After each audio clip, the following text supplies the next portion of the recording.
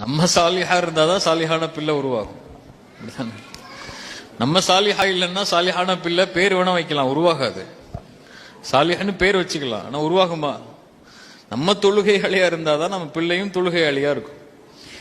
நம்முடைய பெற்றோர்களுக்காக பணிவிடை செய்யக்கூடிய துவா செய்யக்கூடிய மக்களா இருந்தாதான் நம்முடைய பிள்ளைகளும் நம்ம இறந்ததுக்கு அப்புறம் நமக்காக பிரார்த்தனை செய்வாங்க.